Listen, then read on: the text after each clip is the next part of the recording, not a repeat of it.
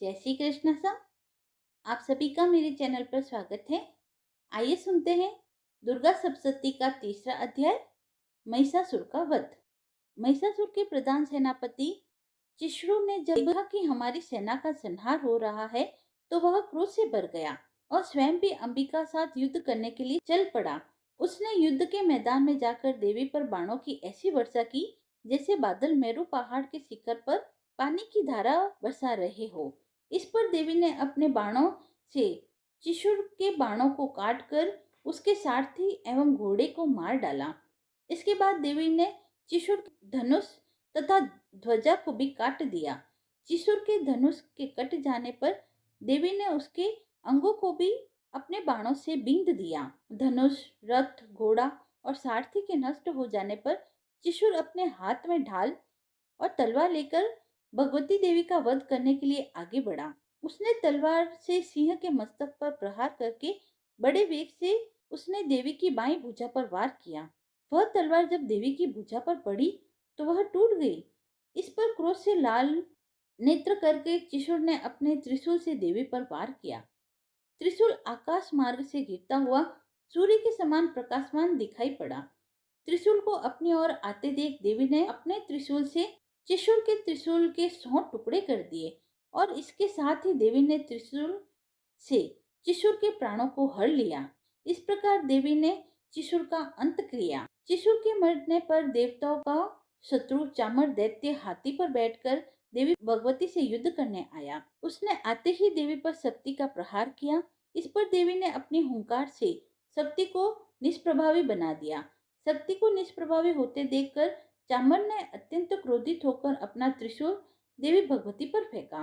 देवी ने उस त्रिशूल के अपने बाण से टुकड़े टुकड़े कर दिए। इसके बाद देवी का वाहन सिंह उछलकर हाथी पर बैठ गया और चामर से मल्लयुद्ध करने लगा। सिंह ने चामर को हाथी पर से नीचे जमीन पर गिरा दिया। सिंह बड़े वेग से आकाश की ओर उछला और जब वह पृथ्वी पर वापस आया तो अपने पंजों में चामर का सिर धड़ से अलग कर लाया। क्रोधित देवी ने शीला और वृक्ष आदि की चोटों से उद्रक नामक राक्षस को भी मार डाला। उसके बाद कराल नामक राक्षस को अपने दांतों, मुक्कों और थप्पड़ों से मार डाला। अब देवी ने गदा के प्रहार से उद्दत नामक दैत्य को भी मार डाला। इसके बाद वाशपाल नामक राक्षस का बिंदीपाल से अंत कर दिया गया। बाणों से ताम्र और अंधक नामक राक्षसों को मौत के घाट उतारा गया। त्रिनेत्रों वाली देवी दुर्गा ने उग्राशय, उग्रवीर्य, महाहनु नाम के राक्षसों को त्रिशूल से मार गिराया। तलवार से बिडाल नामक राक्षस का सिर धड़ से अलग कर दिया। दुर्धर और दुर्मुख राक्षसों को अपने बाणों द्वारा यमलोक पहुंचा दिया। इस प्रकार जब महिषासुर ने देखा कि देवी ने मेरी सेना को यमलोक पहुंचा दिया है तो वह भैंसे का रूप धारण कर देवी के गणों को दुख पहुंचाने लगा। कुछ गणों को मुंह के प्रहार से, कुछ गणों को खुर से, कुछ गणों को पूंछ घुमाकर तथा कुछ गणों को सींग के प्रहार से चोट पहुंचाने लगा। किसी को गर्जना करके, किसी को भ्रमण और श्वास की वायु से पृथ्वी पर पटकने लगा। इसके बाद वह देवी के वाहन सिंह को मारने दौड़ा तो देवी को उस पर क्रोध आ गया। इस पर भैंस बना महिषासुर क्रोधित होकर अपने खुर से धरती को खोदने लगा तथा ऊंचे पहाड़ों से सींगों से पत्थर फेंकने लगा और गरजने लगा। महिषासुर के वेग से दौड़ने के कारण पृथ्वी हिलने लगी। पूंछ की फटकार से समुद्र का जल उछल उछल कर चारों ओर पृथ्वी पर फैलने लगा। सींगों के आघात से मेघ खंड खंड हो गए और उसकी श्वास से वायु उठते हुए सैकड़ों पर्वत आकाश से पृथ्वी पर गिरने लगे। इस पर देवी ने पास फेंककर दैत्य को बांध लिया। दैत्य के बंध जाने पर भैंसे का रूप त्याग कर महिषासुर ने सिंह का रूप धारण कर लिया और जैसे ही देवी उसका सिर काटने को हुई तो दैत्य ने आदमी का रूप बना लिया जो हाथ में तलवार लिए था।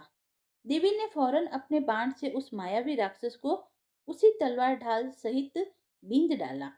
अब वह हाथी बन गया। अपनी सूंड से वह देवी के वाहन सिंह को खींचने लगा। इस पर देवी ने अपनी तलवार से उसकी सूंड काट डाली।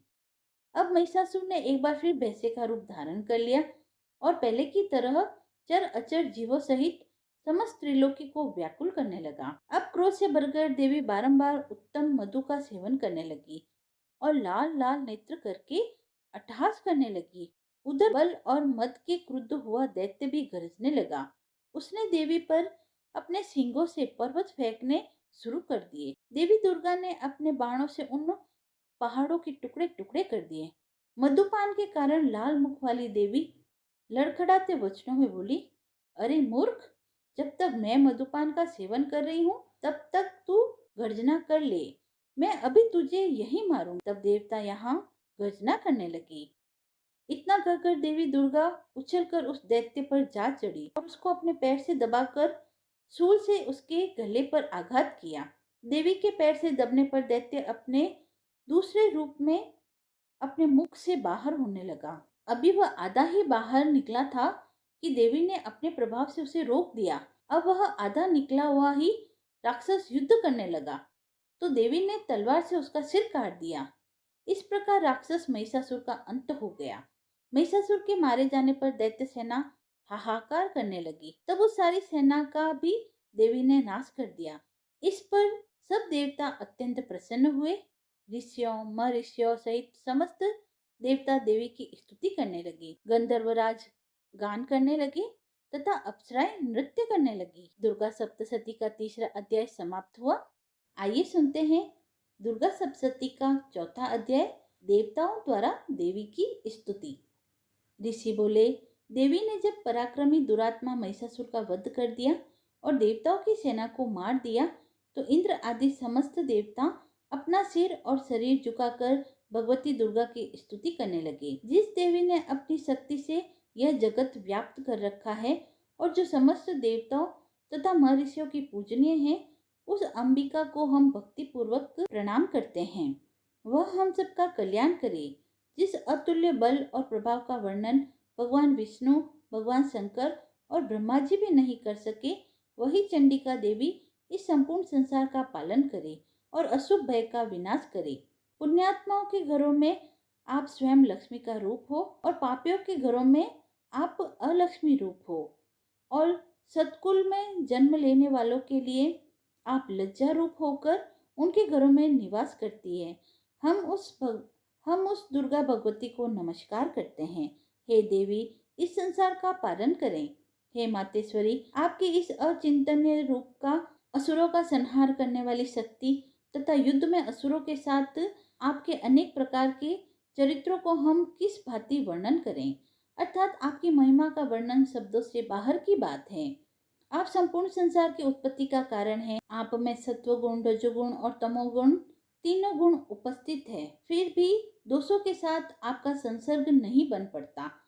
भगवान विष्णु और महेश आदि देवता भी आपका पार पाने में असमर्थ है। आप भी सबकी आश्रय हैं। यह समस्त जगत आपका अंशभूत है, क्योंकि आप सबकी आदिभूत परा प्रकृति है। हे देवी, संपूर्ण यज्ञों में जिसके उच्चारण में सब देवता तृप्त होते हैं, वह स्वाहा आप ही है। इसके अतिरिक्त आप पितरों की भी तृप्ति का कारण हैं, इसीलिए सब लोग आपको स्वधा कहते हैं। हे देवी, वह विद्या जो मोक्ष को देने वाली है, जो अचिंतनीय महज्ञान स्वरूपा है, मोक्ष की इच्छा वाले मुनिजन जिसका अभ्यास करते हैं, वह आप ही है। हे देवी, आप वाणी का रूप हो, दोष रहित हो, ऋग्वेद तथा यजुर्वेद की एवं उद्गीत और सुंदर पदों के पाठ वाले सामवेद की आश्रय रूप हो। आप भगवती दुर्गा हो। इस संसार की उत्पत्ति एवं पालन के लिए आप वार्ता के रूप में प्रकट हुई हो और आप संपूर्ण विश्व की पीड़ा हरने वाली हो। हे देवी, जिससे समस्त शास्त्रों को जाना जाता है, वह मेधा शक्ति आप ही हो और दुर्गम भव सागर से पार करने वाली नौका भी आप ही हो। लक्ष्मी रूप से विष्णु भगवान के हृदय में निवास करने वाली और भगवान महादेव द्वारा सम्मानित गौरी देवी आप ही हो। हे देवी, मंद मुस्कान वाले निर्मल पूर्ण चंद्रबिंब के समान और उत्तम सुवर्ण की मनोहरी कांति से कमनीय आपके मुख को देखकर भी महिषासुर क्रोध से भर गया। यह बड़े आश्चर्य की बात है। हे देवी, आपका यही मुख जब क्रोध से भर गया तो उदय काल के चंद्रमा की तरह लाल हो गया और तनी हुई भौं के कारण आपका विकराल रूप हो गया। उसे देखकर भी महिषासुर के शीघ्र प्राण क्यों नहीं निकल गए? ये बड़े आश्चर्य की बात है। हे देवी, आप हमारे कल्याण के लिए प्रसन्न होती हो। आपके प्रसन्न होने से इस विश्व का अभ्युदय होता है, और जब आप क्रुद्ध हो जाती हैं तो कितने ही कुलों का सर्वनाश हो जाता है। यह हमें अभी अभी ज्ञात हुआ है, जब आपने महिषासुर की विशाल सेना को देखते ही देखते मार गिराया है। हे देवी, आप उन्नति को देने वाली हैं। आप जिस पर प्रसन्न होती हैं वे सभी जगह मान सम्मान पाते हैं। उन्हें ही धन और यश की प्राप्ति होती है। वे अपने धर्म का पालन करते हैं, वे ही रक्षित रहते हैं। वे अपनी पत्नी, अपने बच्चों और संबंधियों के साथ प्रसन्न रहते हैं। हे देवी, आपकी कृपा से ही अत्यंत आहत पुण्यात्मा पुरुष अपने धर्म संबंधी कार्य प्रतिदिन निष्पादित करते हैं। आपकी कृपा से ही उन्हें स्वर्ग लाभ मिलता है। इसी कारण आप तीनों लोकों में फल देने वाली मानी जाती हैं। हे देवी दुर्गा, आपका स्मरण करने पर आप प्राणियों के भय को हर लेती है। स्वस्थ पुरुष जब आपका स्मरण करते हैं तो आप उन्हें अत्यंत पवित्र बुद्धि प्रदान करती हैं। दरिद्रता, दुख और भय हरने वाली देवी, आपसे बढ़कर और कौन इस संसार में है? आप ही सबका उपकार करने वाली तथा सर्वदा दयामयी हैं। हे देवी, उन असुरों का विनाश करने से संसार में सुख और शांति हो, और ये राक्षस नरक में रहने के निमित्त भले ही पाप करते हो, परंतु युद्ध में मरकर इनको स्वर्ग मिले, यह सोचकर ही आप इन राक्षसों का संहार करती हो। हे देवी, संपूर्ण राक्षस आपके केवल देखने मात्र से ही भस्म हो सकते थे, फिर भी आपने अस्त्रों शस्त्रों से इनका विनाश किया। इसका कारण यही था कि शस्त्र के प्रहार राक्षसों को भी स्वर्ग प्राप्त हो जाए। इस प्रकार शत्रुओं के लिए भी आपके विचार कितने उत्तम हैं। हे देवी, आपकी तलवार की उग्र प्रभापुंज और त्रिशूल की चमक से उन राक्षसों की आंखें फूट जानी चाहिए थी, परंतु इसका भी एक प्रमुख कारण यही है कि चंद्रमा की किरण के सदृश आपका शीतल मुख उन्होंने देख लिया था। हे देवी, आपका शील स्वभाव दुराचारियों के दुष्ट स्वभाव को निवृत्त करने वाला है। आपका रूप अचिंतनीय है, उसकी तुलना किसी से नहीं की जा सकती। आपका पराक्रम तो देवताओं के पराक्रम को नष्ट करने वाला, राक्षसों के पराक्रम को नष्ट करने वाला है। इस प्रकार आप शत्रुओं पर भी दया करती हो। हे देवी, आपके इस पराक्रम की बराबरी किसी से नहीं की जा सकती। शत्रुओं को भयभीत करने वाला आपका पराक्रम और सुंदर स्वभाव और किसी में नहीं है। हृदय में ममता, मई दया और युद्ध क्षेत्र में कठोरता, तीनों लोकों में आपसे बढ़कर किसी में नहीं है। हे देवी, युद्ध क्षेत्र में शत्रुओं को मारकर आपने उन्हें स्वर्गलोक में स्थान प्रदान किया। इस तरह आपने तीनों लोकों की रक्षा की तथा उन उन्मत्त राक्षसों से जो हमें भय था उसको भी दूर किया। आपको हमारा बारंबार नमस्कार है। हे देवी, त्रिशूल से हमारी रक्षा करो। हे अंबिके, तलवार से हमारी रक्षा करो, और घंटे की ध्वनि और धनुष की टंकार से हमारी रक्षा करो। हे दुर्गा देवी, चारों दिशाएं उत्तर, दक्षिण, पूर्व, पश्चिम में अपने त्रिशूल को घुमाकर हमारी रक्षा करो। हे माता, तीनों लोकों में जो आपके सौम्य रूप है तथा असौम्य रूप है, उनसे हमारी रक्षा करो तथा इस पृथ्वी की भी रक्षा करो। हे अंबिके, आपके हाथों में जो खड़ग, शूल और गदा आदि शस्त्र शोभायमान हैं, उनके द्वारा हमारी रक्षा करो। ऋषि बोले, इस प्रकार जब देवताओं ने जगत माता भगवती की स्तुति की और नंदन वन के पुष्प तथा गंध अनुलेपनों द्वारा उनका पूजन किया, सभी देवताओं ने भक्ति पूर्वक दिव्य धूपों द्वारा अर्चना की, फिर प्रणाम करने लगे। तब देवी दुर्गा प्रसन्न होकर उन देवताओं से बोली, हे देवताओं, तुम सब लोग जिस वस्तु की अभिलाषा रखते हो मुझसे मांग लो। देवता बोले, भगवती ने हमारी सब इच्छाएं पूर्ण कर दी है, अब हमें कुछ भी नहीं चाहिए। हमारा शत्रु महिषासुर मारा गया।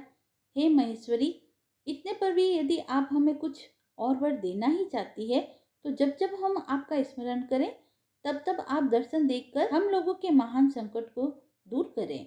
हे मातेश्वरी, जो भी मनुष्य इस स्तुतियों द्वारा आपकी स्तुति करे उसे वित्त, समृद्धि और वैभव देने के साथ ही उसकी धन और स्त्री आदि संपत्तियों को बढ़ाने के लिए आप सदा हम पर प्रसन्न रहें। ऋषि बोले, हे राजन, देवताओं ने जब संसार के लिए तथा अपने लिए इस भांति प्रश्न किया तो देवी तथास्तु कहकर अंतर्ध्यान हो गई।